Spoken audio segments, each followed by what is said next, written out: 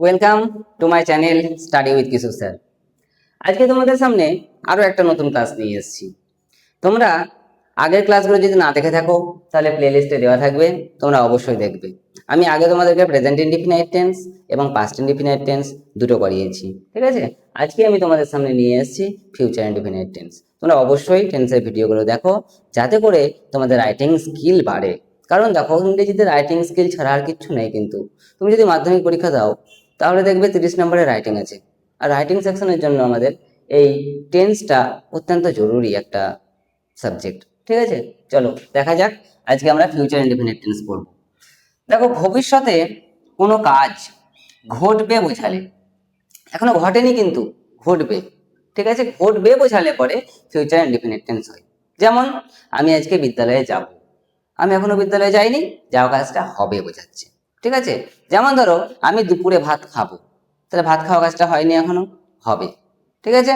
যেমন ধরো আজকে রাত্রে ঘুমাবো, এখন রাত্রি হয়নি, এখন সকালবেলা, তাহলে আমরা রাত্রে ঘুমাবো, রাত্রিটা আসেনি, আসবে, ঠিক আছে। তাহলে যখন দেখবে কোনো কাজ ঘটবে বোঝাচ্ছে তাহলে পরে আমাদেরকে এই ফিউচার ইনডিফিনিট টেন্স করতে হয়, ঠিক আছে। তাহলে ফিউচার ইনডিফিনিট টেন্স কখন ঘটে বুঝতে পেরেছো? দেখো এবার কি বলছে, সেন্টেন্সের স্ট্রাকচার। আমি প্রত্যেকটা ভিডিওতেই তোমাদের বলি সেন্টেন্সের স্ট্রাকচার কিন্তু অত্যন্ত জরুরি।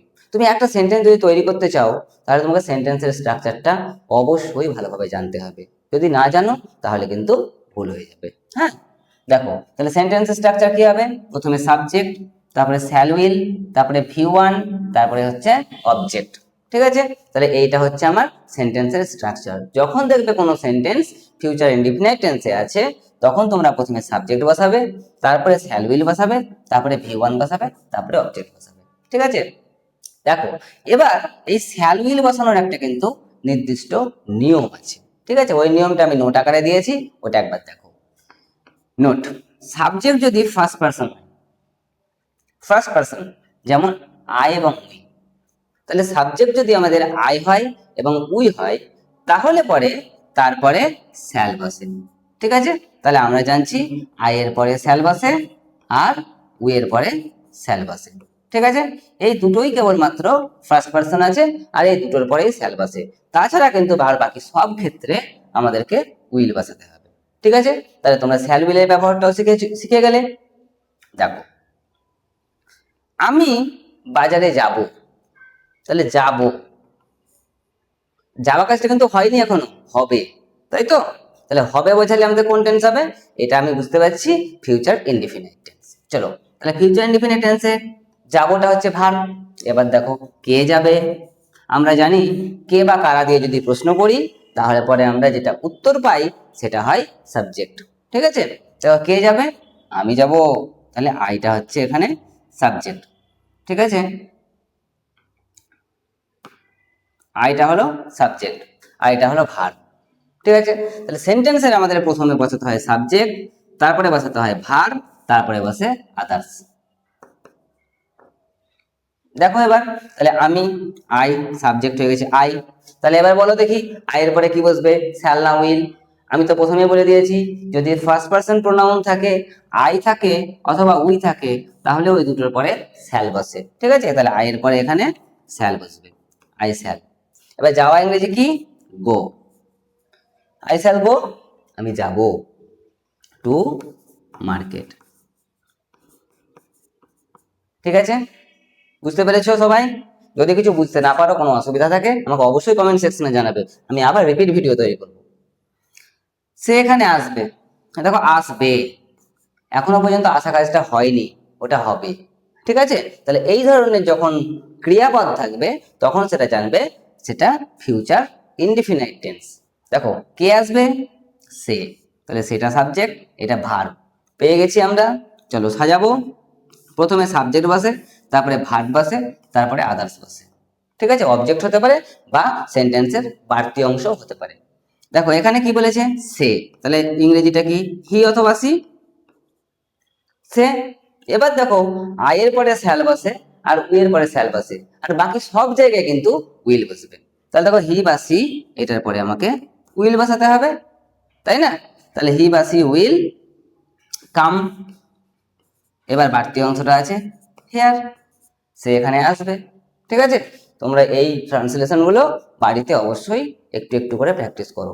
তোমরা অবশ্যই দেখবে টেন্সটা শিখে যাবে, আর টেন্স শেখার পরে কিন্তু তোমাদের নিজের ইংরেজির যে ভীতি সেটা অবশ্যই কেটে যাবে।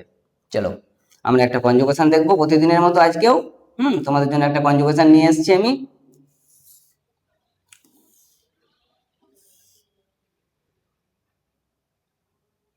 দেখো, তাহলে ইট দিয়ে করবো আমরা আজকেও। এটা ফিউচার ইনডিফিনাইট টেন্স, ঠিক আছে? আমরা ফিউচার ইনডিফিনাইট টেন্সে করবো। দেখো এখানে স্ট্রাকচার দিয়েছি, subject, shall will, V1, object. দেখো তাহলে first person, second person, third person. তাহলে পার্সন আমাদের জানি 3 প্রকার। ফার্স্ট পার্সন সিঙ্গুলার নাম্বার হচ্ছে আই, তাহলে আই এর পরে শ্যাল বসবে না উইল বসবে? অবশ্যই শ্যাল বসবে। আই শ্যাল ইট, এটার মানে হচ্ছে আমি খাবো। দেখো খাবো মানে খাওয়াটা হয়নি, হবে। তারপরে বলেছে উই শ্যাল ইট, আমরা খাবো, তাই তো? তাহলে এটা ফার্স্ট পার্সন, এটা প্লুরাল নাম্বার, এটা ফার্স্ট পার্সন প্লুরাল নাম্বার হলে পরে উই বসে। সেকেন্ড পার্সন সিঙ্গুলার নাম্বার আছে ইউ, প্লুরাল নাম্বারটাও আছে ইউ, ঠিক আছে? তাহলে ইউ এর পরে কি বসবে? উইল ইট, এটার মানে হচ্ছে তুমি খাবে। ইউ উইল ইট, তোমরা খাবে, কারণ এটা আমরা দেখতে পাচ্ছি প্লুরাল নাম্বার, সেই জন্য তোমরা হচ্ছে। থার্ড পার্সন হচ্ছে তোমার হি বা সি উইল ইট, এটার মানে হচ্ছে সে খাবে। আর প্লুরালটা হচ্ছে তোমার দে উইল ইট, তাহারা খাবে। খুবই সোজা, তাই না? তোমরা এই কনজুগেশন গুলো বাড়িতে অবশ্যই একটু একটু করে প্র্যাকটিস করো, তোমরা অনেক কিছু শিখতে পারবে, ঠিক আছে? যদি আমার ক্লাসটা ভালো লেগে থাকে অবশ্যই আমার চ্যানেলটাকে সাবস্ক্রাইব করো এবং এই ভিডিওটা শেয়ার করে দাও, যাতে করে আরো অন্যান্য বন্ধু বান্ধবীরা দেখার সুযোগ পায়, ঠিক আছে? আশা করছি ক্লাসটা ভালোই লেগেছে, আশা করছি কিছু শেখাতে পারছি। তোমরা অবশ্যই আমাকে কমেন্ট করে জানাবে যদি কোনো অসুবিধা হয়, ঠিক আছে? তাহলে আজকের মতো এই পর্যন্তই, আবার পরে দেখা হচ্ছে। Thank you.